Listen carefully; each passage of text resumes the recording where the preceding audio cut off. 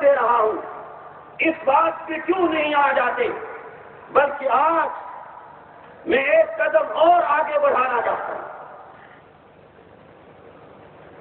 اور جرأت کے ساتھ بڑھانا چاہتا ہوں کہ آج تو جمہوری حکومت قائم ہے، ہائی کورٹ اور سپریم کورٹ نہ چلے، تم قومی اسمبلی میں شیعہ سنی مسئلہ زیر بحث لاؤ، جس طرح پاکستانی مسئلہ زیر بحث لایا گیا تھا۔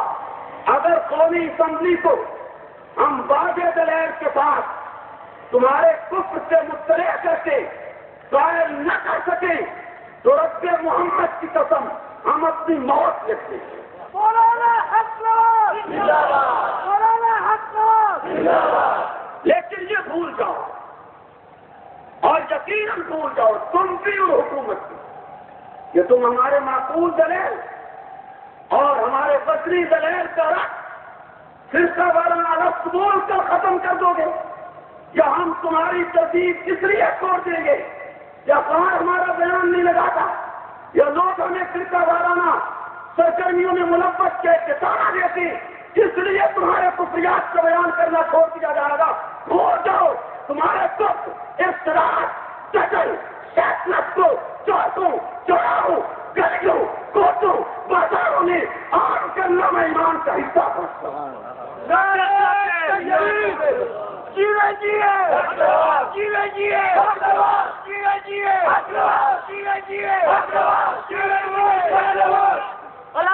قدم پڑھو، ہم تمہارے ساتھ۔ بنگلہ دیش میں کتنی چلنے کا اتحاد بین المسلمین کے قائدوں کی بات بھی سنی جائے، ہماری بات بھی سنی جائے۔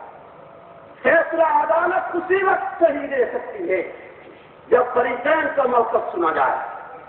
یک طرفہ دلیل سننے کے بعد فیصلہ نہیں کیا جا سکتا ہے۔ آغاز ہی میں کہنا چاہتا ہوں، اتحاد بین المسلمین کا نعرہ بڑی تیزی کے ساتھ بلند کیا جاتا ہے اور کہا دیا جاتا ہے کہ شیعہ اور سنی دونوں مسلم ہیں، لہذا اتحاد کر لیا جائے۔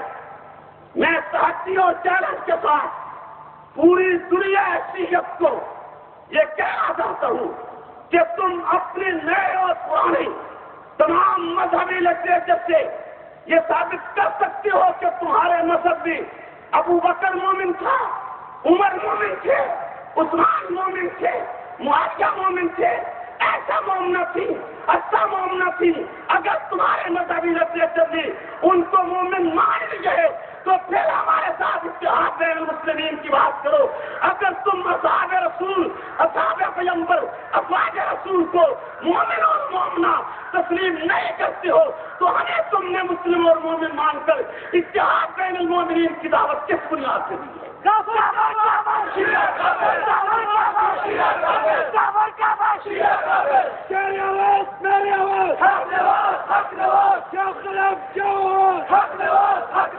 اگر ابو بکر مومن نہیں پھر کوئی بھی سنی مومن نہیں، اگر عمر مومن نہیں پھر کوئی بھی سنی مسلمان نہیں ہے، اگر عثمان مومن نہیں پھر کوئی بھی سنی مسلمان نہیں ہے، اگر ایسا تجربہ مومنہ نہیں پھر کوئی بھی سنی مسلمان نہیں ہے۔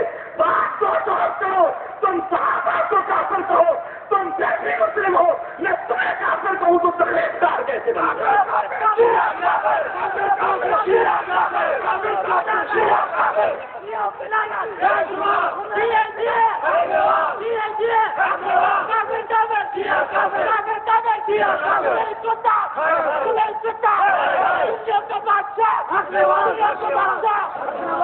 کچھ مجھے بھی کہنے دیں، میرا وقت نعروں ہی میں نہ لگتا، میرے موقف کو بڑے غور و خوض کے ساتھ سماعت کیا جائے، جانکاری کے ساتھ غور کیا جائے۔ میں نے ایک لفظ کہا ہے کہ اگر اصحاب رسول مومن نہیں تو سنی مومن کیسے؟ جن کے ساتھ اتحاد بین المسلمین یا اتحاد بین المومنین کی دعوت دی جا رہی ہے۔ بلکہ ایک بات پشاور کے دوستوں آپ سے یہ بھی واضح کرتا کہ اتحاد بین المسلمین کا لفظ استعمال کرتا ہے کیا، اتحاد بین المومنین کا لفظ استعمال نہیں کرتا. جس نے شیعت کا مطالعہ نہیں کیا ہے وہ اس کی شیطنت کو نہیں سمجھ سکتا ہے. اتحاد بین المومنین کا لفظ نہیں ہوگا, اتحاد بین المسلمین کے لفظ لائے گا. کیوں؟ شیعہ کی لغت یہ ہے کہ مسلم منافق کو کہتے ہیں اور مومن وہ ہوتا ہے جو صحیح معنی میں جنت میں جانے والا ہو.